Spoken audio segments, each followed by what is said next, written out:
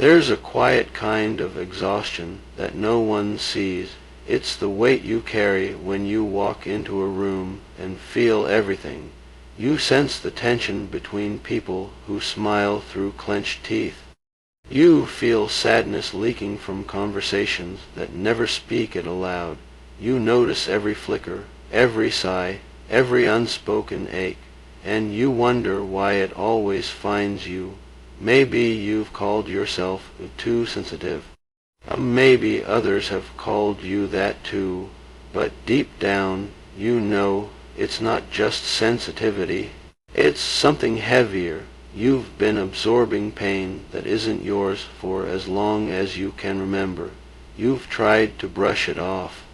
You've tried to toughen up, but still it sticks to you like smoke on your skin. You leave gatherings feeling hollow. You lose sleep over arguments that weren't even yours, and sometimes you wonder if you're slowly disappearing. But I need you to hear this. Clearly, gently, completely, you are not broken. You are not weak. You are empathic, and this burden you carry, it didn't start with you. It began in rooms where you had no choice but to listen, no choice but to feel, because survival meant knowing everything before it was said aloud. You adapted to the world by becoming a mirror, but mirrors can shatter. And today, we begin to gather those pieces, not to rebuild the same reflection, but to remember who you are beneath all that you've carried. Take a breath. You're not here by accident, and there's something waiting for you just beyond the ache. You've carried it for so long that you've forgotten it was ever something you could put down. That weight, the invisible one that presses against your chest in crowded rooms. That soft ache that grows heavier when others lean on you, expecting you to listen, to understand, to soothe what they can't name. You've walked through life sensing things no one else seems to notice. You read every sigh, every glance, every subtle shift in a person's voice, and though you tell yourself it's just because you care too much, deep inside, you know it's more than that. You've been absorbing emotions your whole life. It happens in the grocery store, where a stranger's anxiety suddenly becomes your own. It happens at work, when you find yourself worrying about problems that aren't yours to solve. It happens at home, when you carry the sorrow of your loved ones like it's stitched into your skin. But here's what no one ever told you. This isn't a flaw.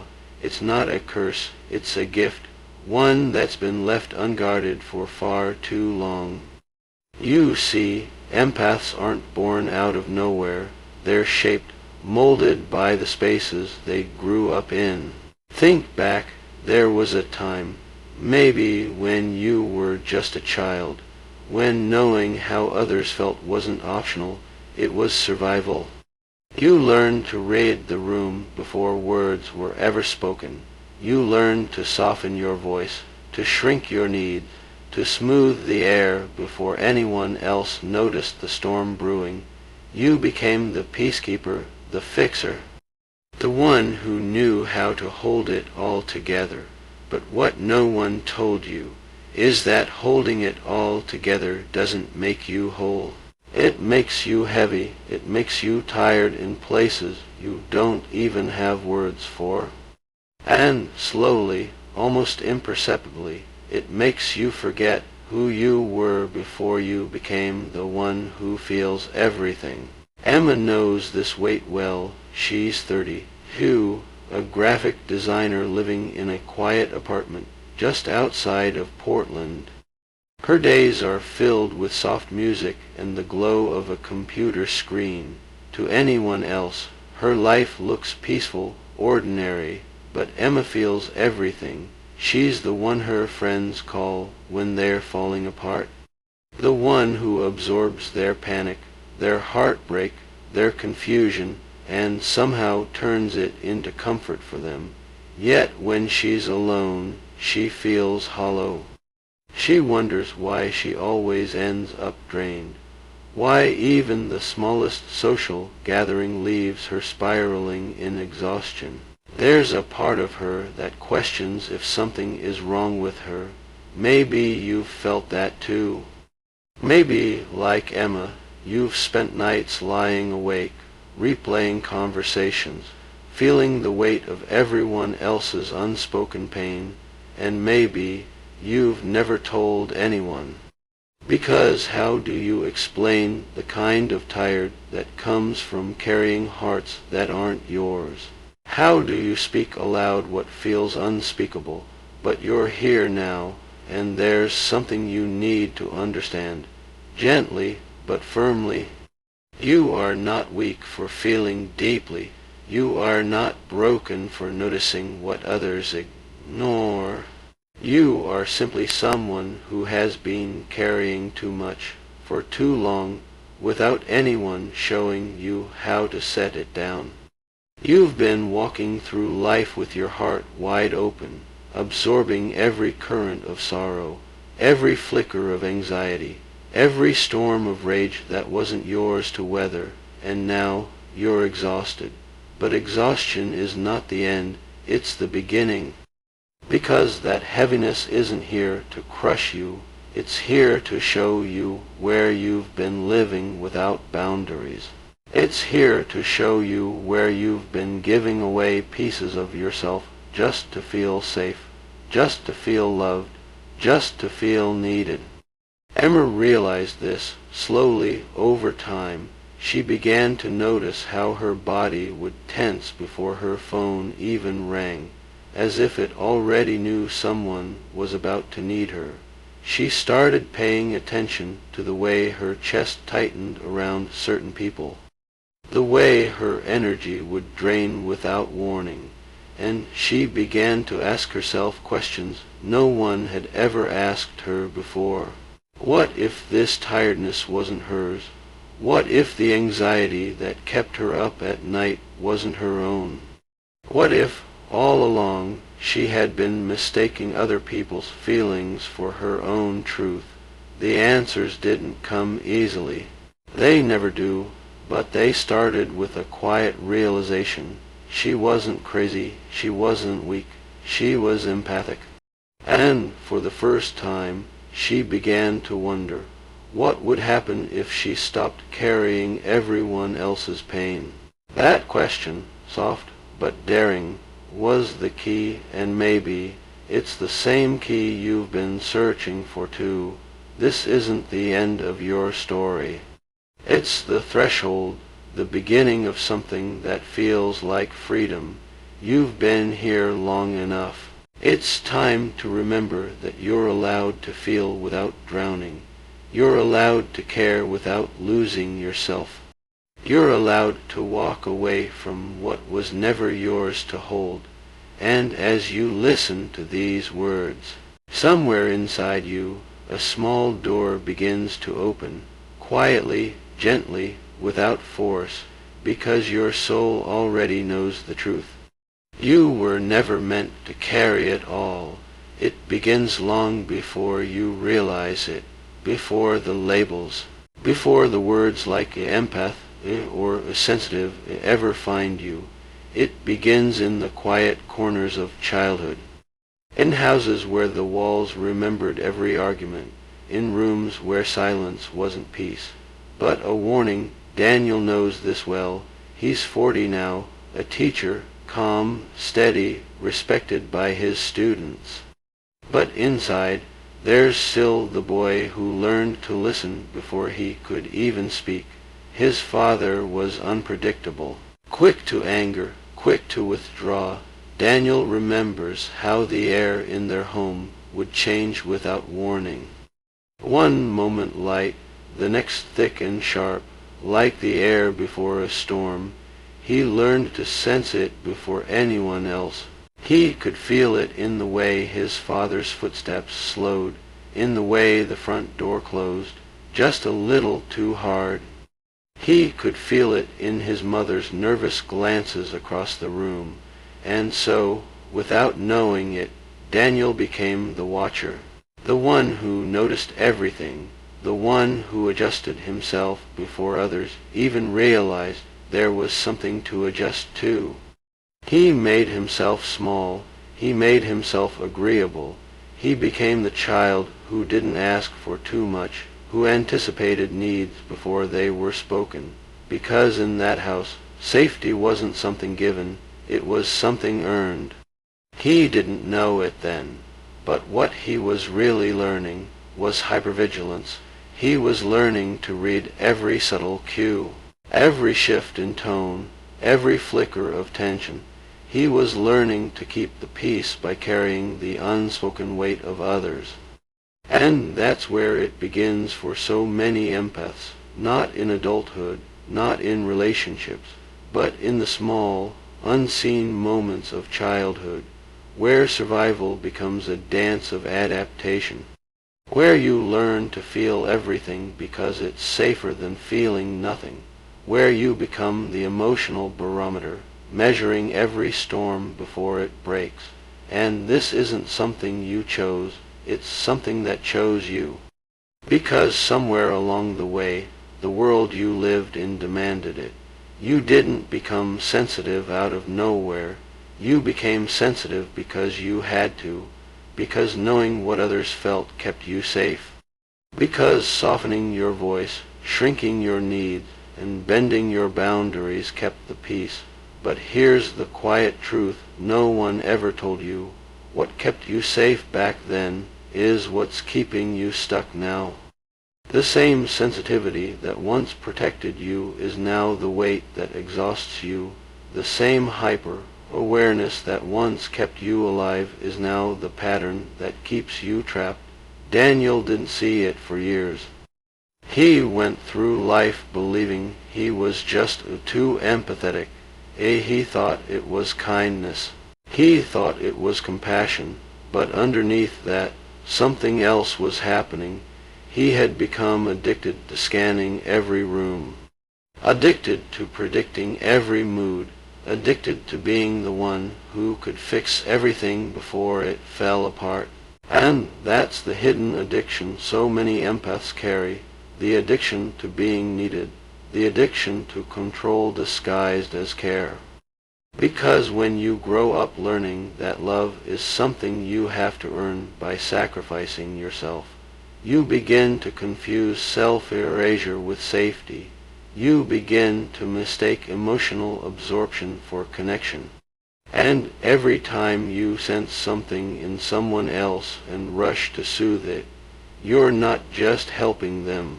You're soothing the frightened child within you, the one who still believes that if you don't fix it, you won't be safe. That's the deepest wound of all, the wound of the child who couldn't afford to have boundaries, the child who learned that their feelings didn't matter if they made others uncomfortable, the child who was taught, whether through words or silence, that their role was to be the healer, the peacekeeper, the absorber of all that was broken. Daniel began to see this when he started therapy in his late 30s. His therapist asked him one simple question: who taught you that love requires sacrifice? And everything in him froze, because no one had ever asked that before. No one had ever looked beneath the surface of his empathy. No one had dared to suggest that his kindness wasn't just kindness, that it was also a defense mechanism, that it was also a way of controlling his environment, that it was also a way of making sure he was never abandoned. It was a difficult truth to face, but it was also the first time he felt free, because suddenly it wasn't just about being an empath. It wasn't just about being sensitive. It was about seeing the full picture, seeing how his nervous system had been trained to stay on high alert, seeing how his heart had been conditioned to beat for others before it ever beat for himself. And maybe, as you listen to this, something within you stirs too. Maybe you recognize the way your body tenses around certain people, Maybe you notice how quickly you shift your tone, your posture, your entire energy to match the room. Maybe you've never questioned it before, but now you're beginning to. And that's not weakness, that's awakening. It's the first flicker of your own light, the first glimpse of a truth that's been waiting patiently beneath all the noise. You don't need to carry it anymore. You don't need to keep scanning every room, every face, every subtle emotional shift. You're allowed to rest. You're allowed to stop performing. You're allowed to stop sacrificing your peace to hold everyone else together. Because you were never meant to be the emotional sponge. You were meant to be yourself, whole, unburdened, unapologetic. And as Daniel learned, that realization isn't just healing, it's liberation, the kind that doesn't ask for permission. The kind that doesn't wait for others to understand. It simply begins, quietly, gently, in the small spaces where you stop apologizing for protecting your own heart. Some connections feel inevitable. You meet someone, and there's an instant pull. A gravity that makes it hard to look away. It's not always romantic. Sometimes it's a friendship. Sometimes it's a colleague or even a stranger you can't seem to forget. And it feels electric at first, like you've known them forever. As if your souls remember each other from somewhere beyond this life. But beneath that pull, there's something else, something more dangerous. Michael knows this feeling too well. He's 38, a writer, quiet by nature, often lost in his thoughts, and yet, again and again, he finds himself drawn to people who leave him drained, people who, at first, seem fascinating, charming, magnetic. They tell stories that make him lean in closer. They show him wounds that stir his compassion. And before he knows it, he's caught in the orbit of their needs, giving more, listening more, pouring himself into them, believing its connection, believing its destiny. But over time, it always becomes the same pattern. He starts to feel invisible, unseen, consumed, and no matter how much he gives, it's never enough. Michael used to think this was just bad luck, that maybe he was picking the wrong people. But what he didn't understand, what so many empaths don't realize, is that this isn't about luck, it's about archetypes. You see, when you carry a light within you, when you shine with empathy, compassion, and sensitivity, you naturally attract the opposite. Not because you deserve to suffer, not because you're cursed, but because the unconscious always seeks balance. It's an ancient pull, one that draws together the one who feels too much and the one who feels too little. The empath and the narcissist, not the shallow image of narcissism that people often speak of, vanity, selfies, or arrogance. No. The narcissist in this story is deeper, an archetype of the fragmented self. Someone who has buried their pain so deeply that they no longer feel it. Someone who unconsciously seeks others to carry what they refuse to face. They are drawn to empaths because empaths offer what they lack: light, warmth, emotional depth, and the empath, often unknowingly, feels pulled toward them too. Because the empath's nervous system is wired to soothe, to heal, to bring comfort where there is pain. And the narcissist's hidden wounds are like a siren call to the empath's heart. But this connection is not love, it's not fate. It's an unconscious ritual, a reenactment of an ancient story, where light and shadow collide, not to merge in harmony, but to reenact an old dream. One where each tries to remember they were once whole. Michael began to see this after yet another heartbreak. He had met someone who seemed perfect at first. Funny, passionate, endlessly fascinating. They talked for hours about their dreams, their struggles, their complicated past. And he listened, as he always did, drawn deeper with every confession. But slowly he noticed the shift. His needs were ignored, his feelings dismissed. Everything became about their hunger for attention, their craving for validation, their need for constant reassurance. And every time he tried to speak up, he was met with deflection or blame. He kept giving, kept hoping, kept believing that if he just loved harder, tried more, sacrificed more, it would finally work. But it never did. Because this wasn't a relationship, it was a transaction, his light in exchange for their temporary comfort. And the more he gave, the more they took, until there was nothing left but emptiness. That's the danger of this archetypal bond. It's not just emotional, it's energetic, it's spiritual. The empath becomes the mirror, the one who reflects back everything the narcissist refuses to see. And at first, the narcissist loves this reflection, because it makes them feel whole, even if only for a moment. But over time, they begin to resent it, because it reminds them of everything they've buried, everything they've denied. And when that resentment grows, the empath becomes a target, blamed, discarded, made to feel as though they were the problem all along. Michael sat with this realization one night, staring at the ceiling, unable to sleep. He remembered every moment he had swallowed his truth to keep the peace, every time he had dimmed his light to avoid conflict, every time he had lost himself trying to hold on to someone who was never really there.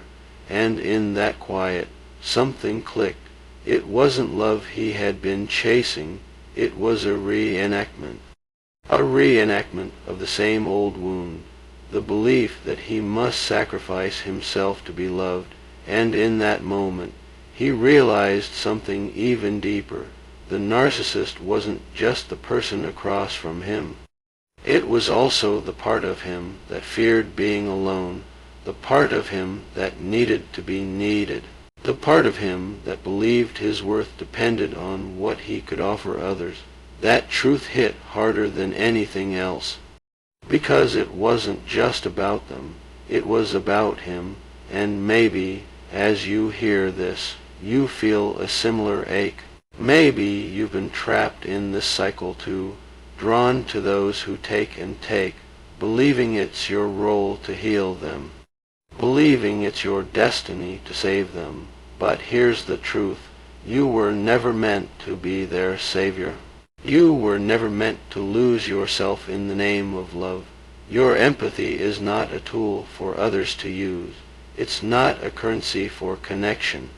It's a gift, and it's time you remembered that, because the moment you stop seeing these bonds as fate and start seeing them as patterns, you begin to reclaim your power.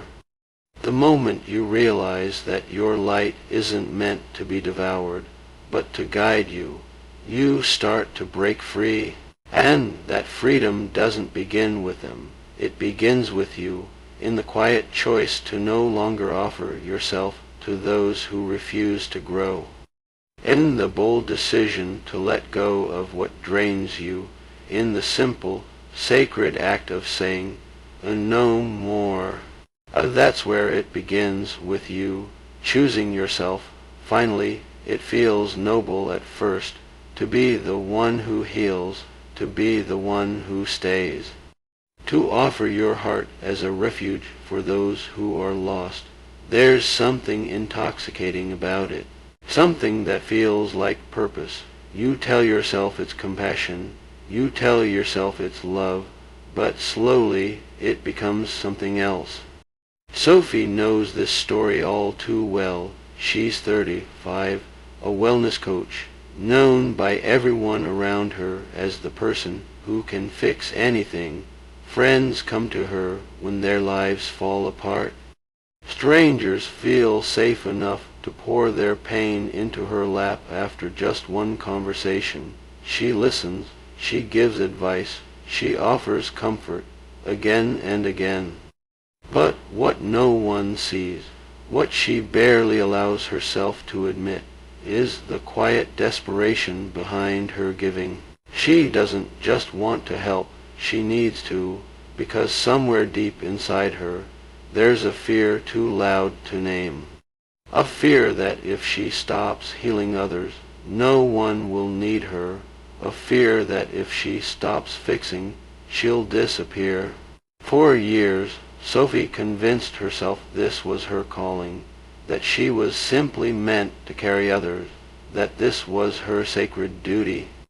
But underneath the surface, something darker was growing: resentment, exhaustion, emptiness, and shame for feeling any of it. Because how could she feel resentful when all she ever wanted was to help? How could she feel so drained when all she had done was love? But here's the truth no one tells you about the wounded healer. It isn't love that drives them, it's survival. It's the unconscious belief that their worth depends on their usefulness. That if they are not needed, they are nothing. And this belief is not compassion, it's possession. Not of others, but of their own pain, because what begins as kindness can easily become a trap where the need to be needed becomes a cage, where self-worth becomes entangled with self-sacrifice, and where every act of healing is secretly a plea for safety. Sophie began to see this when her body started to break down. She couldn't sleep. Her chest ached constantly. Her thoughts spun endlessly, replaying the same conversations, the same problems, the same desperate hope that maybe, this time, she could fix it all. But no matter how much she gave, nothing changed. If anything, the more she gave, the more was demanded of her, until one evening, sitting alone in her apartment, she felt herself unraveling. She realized that she had given everything away: her time, her energy, her peace, and there was nothing left for herself. And in that quiet collapse, a truth surfaced. She hadn't been healing others, she had been trying to heal herself through them. Through their approval, through their dependence, through the illusion that if she just gave enough, she would finally feel whole. But wholeness doesn't come from sacrifice, it comes from sovereignty. From the ability to stand in your own worth, without needing to earn it through martyrdom. And this is the great lie so many empaths fall into, the belief that it is their job to heal everyone they meet, that their love alone can save someone who doesn't want to be saved, that their suffering is somehow noble. But it's not noble to bleed for those who refuse to stop cutting. It's not holy to burn yourself out just to keep others warm. It's not compassionate to sacrifice your soul in the name of connection, because underneath it all, that isn't love. It's fear, fear of abandonment, fear of being alone, fear of facing the emptiness within. Sophie saw it clearly now. Every person she had tried to heal was a mirror, reflecting back her own need to be needed, her own fear of being left behind, her own unwillingness to face the quiet ache of her own heart. And maybe, as you hear this, you feel something stir too. Maybe you've been caught in the same loop, giving and giving, fixing and fixing, believing it's love, but losing yourself in the process.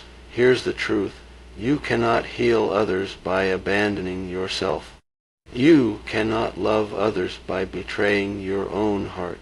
You cannot save someone who is committed to their own destruction. And you are not responsible for their healing. You never were, because love without boundaries isn't compassion. It's control. It's the wounded child within you, still trying to earn the love that was withheld, still trying to prove that you are worthy by carrying everyone else's pain. But you don't have to carry it anymore. You are allowed to let go. You are allowed to stop performing. You are allowed to reclaim your energy, because your worth isn't found in what you can offer others. It's found in the quiet, steady knowing that you are enough, exactly as you are. No fixing required. No sacrifice demanded. Just you, whole, sovereign, free. And when you finally see this, when you finally believe it, you begin to break the spell that kept you trapped in cycles of overgiving. The spell that made you believe your love had to hurt. The spell that convinced you your suffering was a sign of your goodness. You begin to wake up, and as you do, everything changes, not because the world changes, but because you no longer play the same role. You no longer feed the same stories. You no longer carry what was never yours to hold. You simply walk away, not with anger, not with bitterness, but with peace, with the quiet strength of someone who has finally come home to themselves, and that, more than anything else, is the beginning of true healing. Not fixing others, but freeing yourself. It doesn't happen all at once. The unraveling, it comes slowly, quietly, in the small moments when your body tightens for no reason, in the dreams that leave you breathless, drowning in the sea you can't escape, in the way your chest aches after a conversation that seemed innocent enough. You tell yourself it's nothing. You tell yourself you're just tired, but deep down, something in you knows. This isn't just stress. This isn't just exhaustion. This is the cost of carrying too much for too long.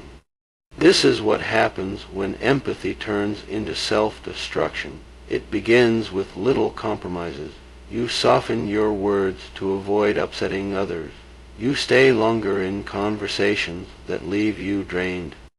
You say yes when every part of you wants to say no, and each time you lose a little more of yourself. Each time you chip away at your own truth, until one day you wake up and realize you can't find yourself anymore. You're not sure what's yours and what belongs to everyone else. You're not sure where their emotions end and yours begin. Emma knows this feeling well. She began noticing it in the quiet hours of the night, when everything else had gone still. Her dreams were strange, endless corridors, rooms with no exits, water rising faster than she could swim. She'd wake up gasping, her heart pounding, drenched in sweat, and no matter how hard she tried to shake it off, the feeling lingered, heavy, suffocating. Her body was speaking a language her mind didn't yet understand, but the body always knows.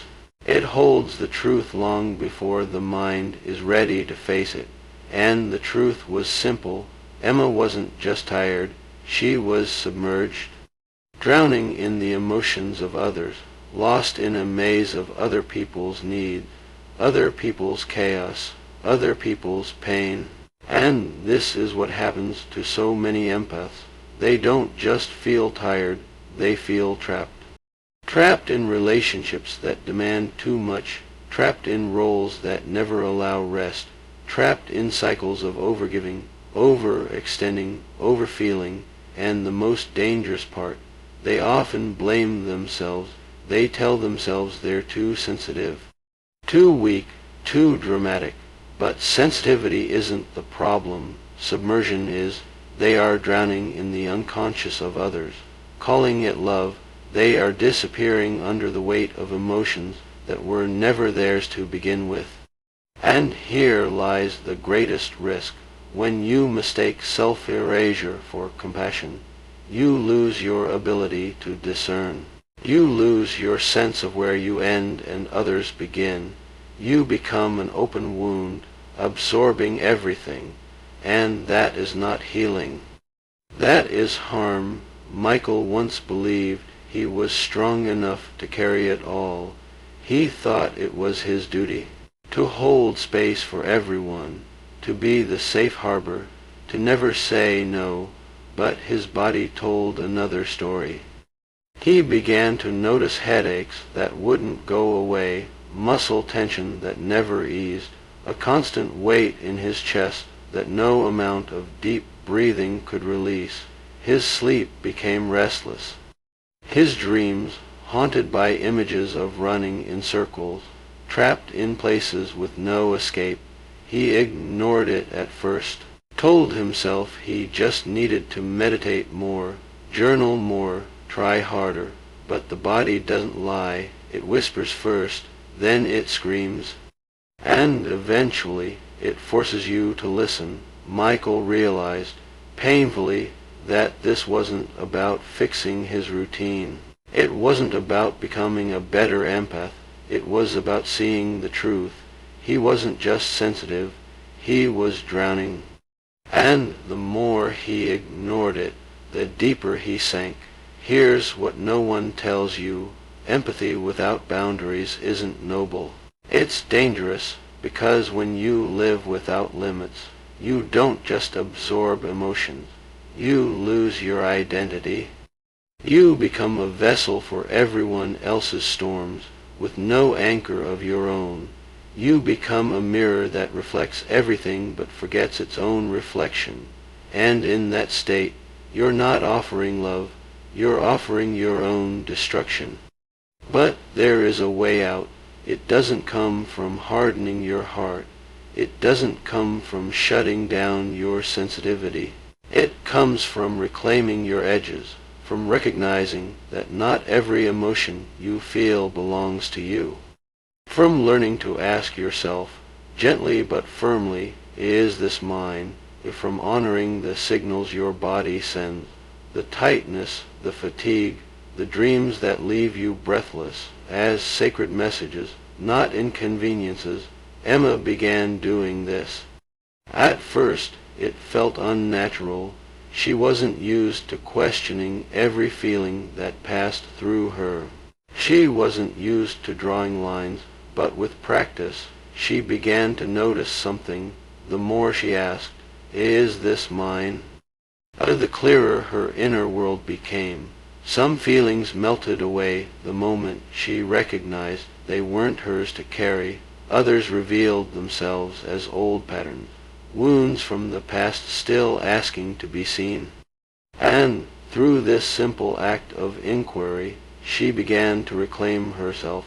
She began to swim back to the surface. And this is where healing begins, not by becoming less sensitive, but by becoming more discerning, by honoring the wisdom of the body, by trusting the dreams that come to wake you, by knowing that your empathy is a gift, but only when held within the container of your own truth. You are allowed to feel deeply, but you are not required to drown. You are allowed to love fully, but you are not obligated to lose yourself in the process. You are allowed to be compassionate, but compassion starts with yourself.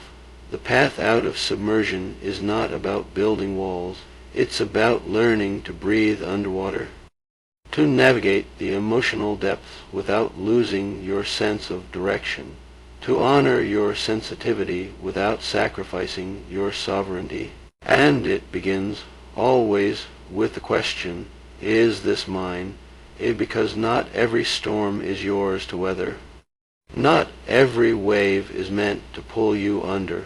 Some are simply passing through, and you are allowed to let them pass. It happens slowly, the moment when you finally decide to walk away, not in anger, not in bitterness, but in quiet clarity. It comes after the exhaustion has worn you thin, after every attempt to fix, to heal, to save has left you emptier than before. After you've begged yourself for just one more try, and realized there's nothing left to give. Emma stood at that threshold. For years she had stayed in a relationship that drained her. It wasn't always cruel. Sometimes it even looked like love. There were tender words, apologies whispered after harsh nights, moments of sweetness that felt like enough to hold on to, but they never lasted. The cycle always returned. She would give, they would take. She would bend, they would demand more. And every time she thought she'd reached her limit, she'd find herself staying, telling herself it wasn't that bad, that everyone had flaws, that love meant patience. But deep down she knew she wasn't staying out of love. She was staying out of fear, fear of being alone, fear of starting over, fear of facing the emptiness she had been avoiding all along. The night it changed was quiet. There wasn't a fight. There weren't any raised voices, just silence. She sat across from her partner, staring at the same old patterns playing out like a script she'd memorized by heart. They needed more understanding, more forgiveness, more of her, and in that moment, something inside her broke open. Not in pain, but in peace. She realized she had been waiting for them to change, waiting for them to finally see her, waiting for them to meet her halfway. But they weren't going to, not because they were incapable, but because she had been teaching them, again and again, that her boundaries were negotiable, that her needs were optional, that her love would always outweigh her self-respect. She had been the one keeping herself trapped. And in that realization, the fear began to fade, because what was scarier than leaving was staying. Staying in a place where she kept shrinking to fit, staying in a story where her worth depended on her suffering. So she stood up, not with rage, not with revenge, but with the calm certainty of someone who has finally remembered who they are. She didn't scream, she didn't explain, she simply said, "I can't do this anymore," and she meant it. Walking away wasn't easy. The nights that followed were filled with doubt, guilt, loneliness. She missed them. Even though she knew the relationship had been draining her, she questioned herself, wondered if she was overreacting, if she had given up too soon. But every time those thoughts came, she returned to one simple truth. She had abandoned herself long enough, and it was time to come home. Leaving isn't betrayal, it's liberation. It's the moment you stop asking others to choose you and start choosing yourself. It's the quiet revolution of reclaiming your own energy. And yes, it hurts. It aches in places you didn't know existed, because you're not just grieving the person. You're grieving the version of yourself that thought you had to stay, the version of yourself that believed love was something you had to earn through endurance. But in that grief, there is also freedom. Because every tear, every wave of sorrow, is washing away the old story, the story that said you must sacrifice yourself to be worthy of love, the story that said your empathy is a tool for survival, not a gift for yourself. Michael walked this path too, after ending yet another relationship that left him depleted. He sat alone in his apartment. The quiet was deafening. For the first time, there were no voices asking for more, no demands, no chaos, just stillness. And in that stillness, something surprising happened. He didn't feel empty. He felt spacious, open, clear. Because when you finally walk away from what drains you, you create room for something else, not another person, not another attachment, but for yourself, for your own voice, for your own needs, for your own peace. And that peace isn't loud. It doesn't arrive with fireworks or grand declarations.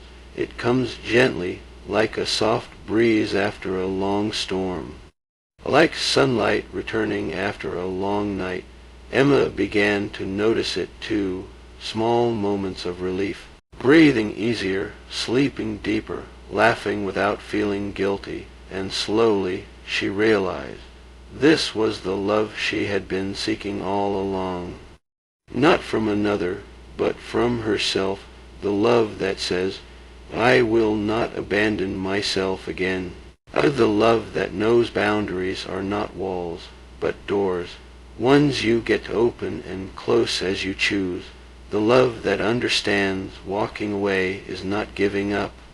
It's growing up, and maybe, as you hear this, something inside you stirs too.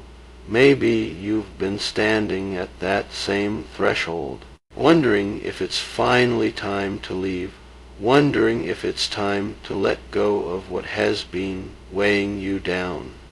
And if you are, this is your reminder. You are allowed to choose yourself. You are allowed to walk away from what drains you. You are allowed to trust that your freedom is worth more than your fear, because the truth is simple. Leaving isn't the end of the story. It's the beginning of everything else. Boundaries, such a simple word. Yet for many empaths, it feels like the hardest thing in the world. Because somewhere along the way, you were taught that saying no makes you selfish, that setting limits means you don't care, that choosing yourself is an act of betrayal. But what if everything you were taught about boundaries was wrong? Daniel spent most of his life avoiding them. He believed that being a good person meant being endlessly available. He answered every late night phone call. He said yes to every favor, even when his body screamed no. He stayed in conversations long past the point of exhaustion, nodding along, holding space, absorbing every drop of someone else's pain, and for a long time he believed this made him kind, compassionate, loving. But underneath it all, he was crumbling, the weight of everyone else's needs pressed down on him until there was no space left for his own. And when he finally reached his breaking point, it wasn't dramatic, it was quiet. A slow unraveling of his nervous system, sleepless nights, a constant tightness in his chest, a deep, gnawing resentment that he was too ashamed to name, because how could he resent the people he loved? How could he feel anger toward those he had chosen to help? But here's the truth no one ever told him. Boundaries are not about shutting people out. They're about keeping yourself in. They're about protecting your peace, honoring your energy, respecting your capacity, because love without limits isn't love. It's a transaction. It's a performance. It's a slow erosion of your spirit. Daniel's first boundary came as a whisper. One evening, sitting at his kitchen table, his phone buzzed. Another friend in crisis. He felt his stomach twist, the familiar pull to answer, to drop everything, to rescue. But something inside him paused. He took a breath, and for the first time, he asked himself, do I have the capacity for this right now? The answer was clear, no, so he let the call go to voicemail. His heart pounded. Guilt flooded in, but beneath the guilt, something else stirred, relief. For the first time, he chose himself, and nothing fell apart. The world didn't end. His friend found another way to cope that night, and Daniel slept peacefully for the first time in weeks. That small act became the foundation for everything that followed. He began practicing what he called sacred pauses. Moments of stillness before every yes, breathing deeply before every commitment, asking himself, is this mine to carry? He learned to say no without explanation, to honor his no as a complete sentence, to trust that his worth was not measured by how much he could endure. And yes, it was uncomfortable at first. The old programming didn't go quietly. It whispered that he was being selfish, that he was letting people down, that he would lose love if he stopped being available. But each time he chose himself, the whispers grew quieter, because something else was growing louder, his own voice, his own need, his own peace. Emma began practicing this too. After leaving her draining relationship, she realized boundaries weren't just about others. They were about her, about reclaiming her right to say, this is enough, about protecting the softest parts of herself from those who didn't know how to hold them. She wrote down phrases she could use in hard moments, simple, clear, loving phrases like, I'm not available for this right now. That doesn't work for me. I need some space to take care of myself. And each time she used them, her body relaxed, because boundaries aren't walls, they're bridges. They connect you back to yourself. They remind you that you're allowed to exist outside of others' expectations, that you don't have to explain your limits to be worthy of respect. And perhaps the most powerful lesson Emma and Daniel both learned was this. Boundaries aren't just protective, they're transformative. They don't just shield you from harm, they guide you toward what truly aligns. Because every no clears space for a deeper yes, a yes to rest, a yes to joy, a yes to relationships that honor your truth, a yes to a life that feels sustainable, nourishing, free. So, if you've been afraid of setting boundaries, this is your reminder. You're allowed to pause. You're allowed to wait. You're allowed to check in with yourself before you say yes. Your worth is not tied to your availability. Your value is not defined by how much you can give. You are not here to be everything for everyone. You are here to be whole, to be present, to be well, and every time you honor your limits, you are choosing yourself, not as an act of selfishness, but as an act of deep, sacred love, because when you stop abandoning yourself, something incredible happens. You become a safe place, not just for others, but for yourself, and from that place, every yes becomes honest, every connection becomes rooted, every act of love becomes pure. Boundaries are not barriers to connection, they are the foundation of it. They are the language through which your soul says, I love you, and I love me too. That is where real healing begins, in the space where love and limits coexist. It's easy to believe that empathy is meant to serve others, that your sensitivity is a tool for healing everyone around you, that your heart exists to mend what's broken. But there comes a point, a quiet, inevitable point, when you realize that this gift was never meant to save the world. It was meant to guide you home. Emma discovered this after months of solitude. She had walked away from the chaos, set her boundaries, reclaimed her space, but instead of rushing into new connections, she chose to sit with herself, to listen, to feel, to finally ask, what do I want? And not what others needed, not what the world expected, but what her own heart longed for. At first, the answers came slowly, simple desires, soft mornings with tea and sunlight.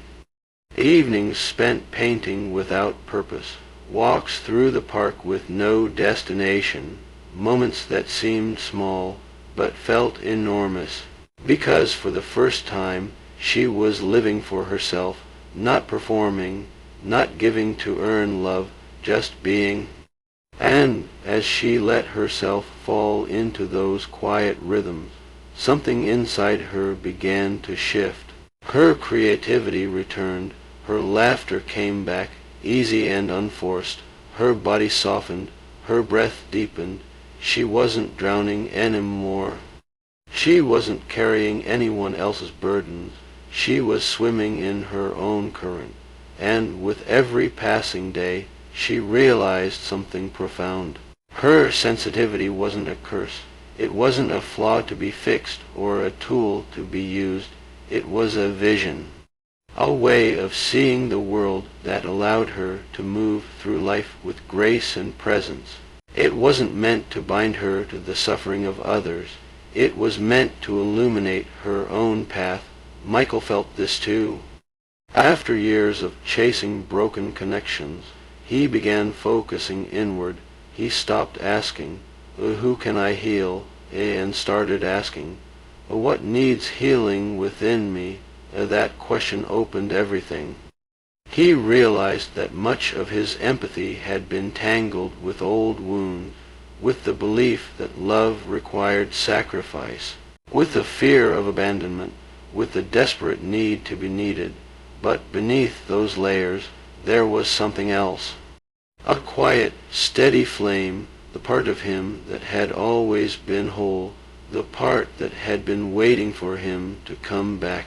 He began to see his sensitivity as a compass, not pointing toward others, but pointing inward, toward the places that needed softness, toward the parts of himself that had been ignored, toward the quiet joys that had nothing to do with anyone else's approval. For the first time, he stopped trying to fix himself.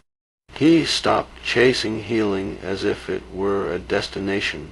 Instead, he began to live as if he were already whole. And in doing so, he discovered a new kind of freedom, a freedom rooted in self-trust, in knowing that his worth was never tied to what he could offer others, in realizing that his empathy wasn't a sentence. It was a map leading him back to himself.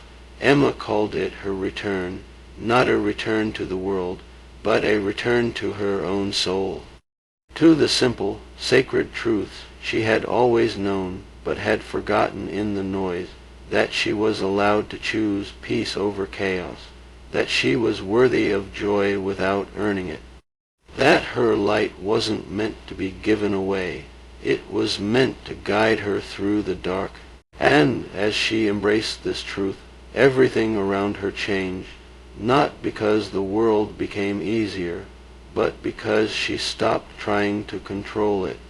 She let people be who they were. She let situations unfold without forcing herself to carry them.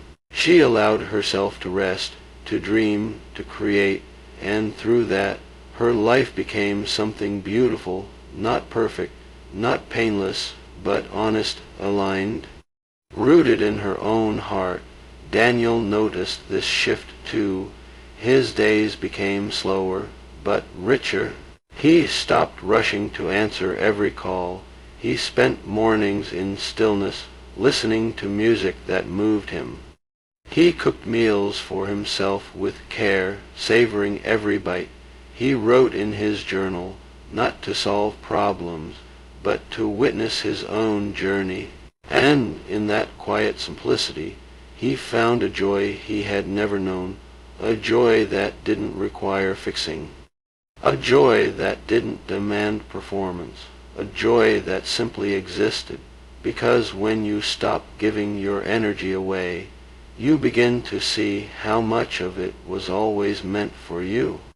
You begin to realize that your sensitivity isn't here to make you responsible for others' happiness. It's here to help you create your own, to find beauty in the small, everyday moments, to experience the depth of your own emotions without fear, to live fully, not for others, but for yourself. And maybe, as you listen to this, something inside you softens too. Maybe you're starting to see that you were never meant to lose yourself in the name of love, that you were never meant to abandon your own heart to soothe others, that your empathy, your deep, tender heart, was always meant to be your guide, not your burden. This is the alchemy, the quiet magic that happens when you finally return to yourself, when you allow your gift to be what it was always meant to be, a light that guides you forward, not toward martyrdom, not toward self-sacrifice, but toward wholeness, toward peace, toward the life that has been waiting for you all along. There comes a time when you stop asking if you're too much, when you stop apologizing for your boundaries, when you stop shrinking yourself to fit into spaces that were never meant for you. This is the moment when the empath awakens. It's not loud, it's not dramatic, it's quiet, steady like the slow unfolding of dawn. Emma felt this shift one morning as she sat by her window, watching the sunlight spill across her floor. She realized she no longer felt the need to explain herself, no longer felt the pressure to justify her choices. She had grown comfortable with the quiet, with the peace of her own company, with the simple truth that her worth was not up for debate. And as she moved through her days, she carried herself differently. Her yes became deliberate. Her no became sacred. She no longer flinched at the thought of disappointing others, because she had stopped disappointing herself. Michael noticed the same transformation. He wasn't seeking validation anymore. He wasn't looking for others to recognize his effort, his kindness, his heart. He simply lived from a place of truth, clear, unwavering. He knew his limits. He honored them. He moved through the world with a quiet confidence that came not from pride, but from deep self-respect, and that changed everything. The same people who once drained him began to fall away, not because he pushed them out, but because his energy no longer fed their patterns. They couldn't find the old openings to slip through. They couldn't tug at the loose threads of guilt or fear, because he had sewn those threads back together. Strong, whole Sophie, too, found herself surrounded by different connections, ones that felt balanced, ones that didn't ask her to overextend, conversations where she could speak her truth without walking on eggshells, moments of shared laughter that didn't leave her feeling hollow. She had become a magnet for those who were also doing their inner work, those who weren't looking to be saved, but to walk beside her as equals. And Daniel, once the eternal peacekeeper, discovered something surprising. He no longer felt the need to fix anything. He could sit in discomfort without rushing to solve it. He could witness others' pain without absorbing it. He could love without losing himself, and with every step they all realized the same truth. This wasn't about becoming cold. It wasn't about hardening their hearts or shutting down their sensitivity. It was about becoming clear. Clear in their knowing, clear in their purpose, clear in their energy. They weren't here to be lanterns for others' darkness. They were here to burn steadily from within, to be torches rooted in their own truth, to light their own paths first and foremost. And something beautiful began to happen. The world stopped pulling at them, stopped feeding on their light. Because when you stop offering yourself as a sacrifice, the world has no choice but to meet you at your new standard. Emma saw this clearly one evening as she sat at dinner with old friends. The conversation turned toward familiar dramas, complaints, crises, endless cycles of blame, but this time she didn't lean in. She didn't offer to fix anything. She simply listened, holding her center, knowing what was hers and what wasn't. And as she did, she felt it, that quiet shift, the recognition that she no longer belonged to that old dynamic, that she was no longer available for emotional performances disguised as connection. And it didn't make her sad, it made her free. Michael felt it too in his creative work. He no longer wrote from a place of proving himself. He wrote for the joy of it, for the freedom of expression, for the sheer beauty of creating something honest. And his words carried a new energy, one of clarity, of depth, of sovereignty. He wasn't writing to be chosen. He was writing because he had already chosen himself. Daniel experienced it in his teaching. He no longer overgave to his students, no longer carried their struggles as his own. He held space. He offered wisdom, but he also held his own peace. He knew that his role wasn't to rescue anyone. It was to guide, to inspire, to empower. And Sophie felt it in her practice. Her coaching sessions became cleaner, sharper. She stopped trying to heal anyone. Instead, she held a mirror, reflecting others back to themselves with honesty and compassion. And those who weren't ready for that clarity naturally drifted away, leaving space for clients who respected her boundaries, who came not to be rescued, but to be seen. This is the power of the awakened empath, the one who has learned that empathy is not a currency for love, the one who knows that boundaries are not barriers. They are invitations, invitations to deeper connection, to clearer energy, to truer intimacy. Because when you stop abandoning yourself, you stop attracting those who ask you to, and in that space, your life begins to fill with what is real, with relationships rooted in respect, with work that nourishes your spirit, with moments that don't drain you, but replenish you. This isn't magic, it's alignment, the natural result of living in your truth. And maybe, as you hear this, you feel something inside you shift, too, a quiet knowing that you are ready. Ready to live from that place, ready to let your light guide you, not to others' rescue, but to your own freedom. Because that freedom isn't waiting out there. It's been inside you all along, waiting patiently for this very moment. It all begins with one simple phrase: no more abandoning yourself to keep the peace. No more shrinking to fit into places that demand your silence. No more confusing sacrifice with love. This isn't a battle cry, it's a quiet decision. One made in the stillness of your heart. A decision to stop playing the role of the one who carries it all. Because you were never meant to. Emma felt this shift one evening as she stood in her kitchen, staring out at the night sky. She whispered it softly, almost afraid to speak it aloud, no more, and in that moment, something ancient within her exhaled. It wasn't anger, it wasn't rebellion, it was release. The soft surrender of everything she had been taught to believe about love, that it must hurt, that it must demand everything, that it must come at the cost of herself. She saw through the illusion, and in doing so, she reclaimed something precious. Her peace. Michael had a similar moment, sitting with his journal. He wrote those words again and again. No more. Each letter felt like a key turning in a long forgotten lock.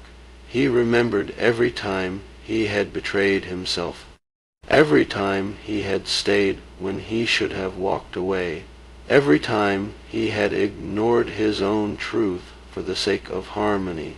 And as the words filled the page, something inside him softened. not with regret, but with clarity.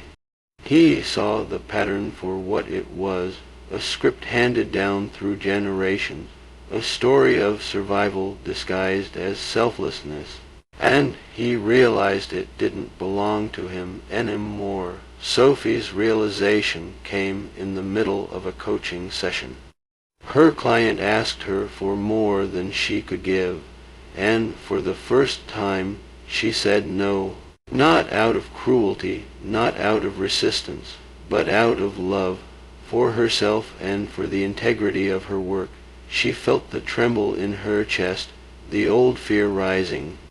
But she didn't waver, because she knew now, boundaries aren't about pushing people away.